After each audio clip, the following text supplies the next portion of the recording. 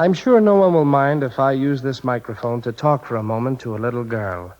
Her name is Ray Fasano. She's just 10 years old and she's very ill. Ray, remember over the phone you told me that Tina Lena was your favorite song? Well, here it is, just for you.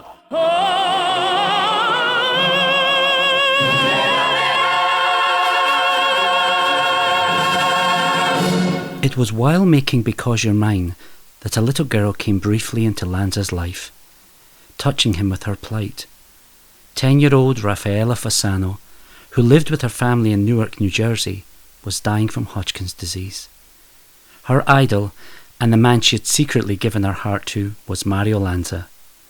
Raphaela's greatest wish was to meet her idol, talk to him, and perhaps even hear him sing. In a desperate attempt to make Raphaela's dream come true, her mother Josephine somehow managed to contact Lanza's household in California.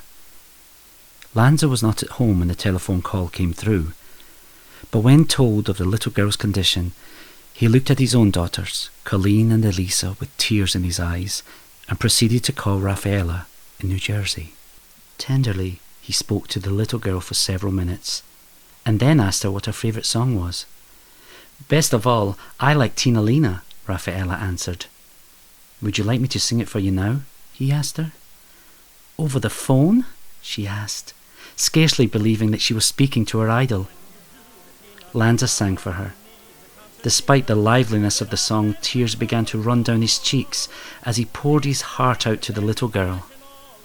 He then bid goodbye to Raphaela, telling her that he would call again the following week. As he put down the receiver, Lanza turned to his wife and told her that he would like to bring Raphaela to Los Angeles to spend Christmas with them. Betty, who herself had been considerably moved by the fate of the little girl, readily agreed, and arrangements were made to have Raphaela, her mother, and a nurse flown to Los Angeles. Little Raphaela was beside herself with joy at the news. Lanza asked her to be brave and strong so that she could have a Christmas party together with his two little girls, Colleen and Elisa. "I can't remember what he said to me," Raphaela said later. "I was too excited. I called him my boyfriend, because that's what he is. He is my only boyfriend. I love him and he loves me." When Raphaela arrived in Los Angeles, Lanza and his wife met her at the airport. She was bearing a letter from the mayor of Newark addressed to Lanza. "Dear Mario, I have asked Raphaela to deliver this letter to you with the blessing and sincere gratitude of myself and all the citizens of Newark. We all want you to know that your wonderful understanding, kindness, and consideration for the suffering child has given her the ultimate happiness which she can cram into her short span of life. The trip to Hollywood, which your generosity has made possible, will be like a visit to fairyland for her. Mere words cannot express what all of us feel when we think of how much you have done for someone unknown to you and a continent removed from you. May your Christmas holiday with your family and children be made brighter by the true spirit you have shown. With warm personal regards and God's blessing on you and your loved ones. Sincerely, Ralph Filani, Mayor." It's Colleen and Lisa's birthday party Sunday, right? Yeah. And you're going to have a big celebration. Incidentally, you know, you're the guest of honor. Did you know that? You sure are.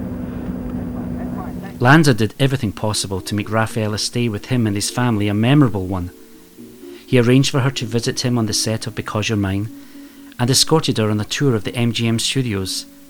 He and Betty also arranged a party for her at their home, to which he invited 30 children, including those of Catherine Grayson, Jerry Lewis, and Ricardo Montalban.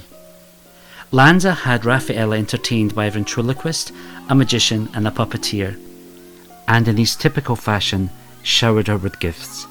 He gave her a jewel-studded gold medallion, a toy sewing machine, a paint set, hats, dresses, a grey Persian lamb coat, an album filled with movie stars' autographs. He also gave her a beautiful RCA portable radio with a leather carrying case inscribed in gold letters, "To Ray Fasano, with love, from Mario and Betty." He also gave her a Cinderella wristwatch as a present from Colleen and Elisa. For almost a week, Raphaela lived her fairy tale with Lanza and his family. Then it was time to go back to Newark with all her gifts and priceless memories. Lanza would have liked her to have stayed longer, but was afraid that all the excitement would be too tiring for her. Raphaela lived for little more than a year after she left Los Angeles, and during this time, Lanza did not forget her. Every Friday at 3 o'clock in the afternoon, she would wait for a special ritual to take place.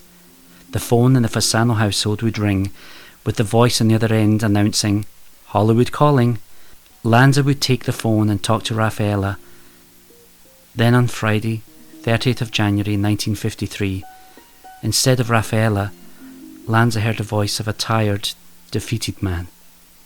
It was her father. "Raphaela can't come to the phone," he said. "She died yesterday."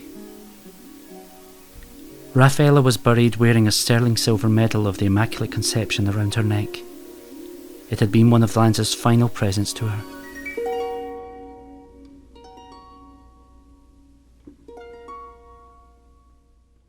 The Fasano family never forgot Mario's heartfelt generosity towards his friend, Raphaela. Josephine Fasano attended many Mario Lanza Institute balls in the years following Mario's own untimely passing. And in January 2005, she received a standing ovation when introduced by Elisa Lanza at a tribute to Mario at Lincoln Center. Josephine Fasano passed away the following year, aged 88. During one of their Christmas phone calls, Mario sang Silent Night for his friend, Ray.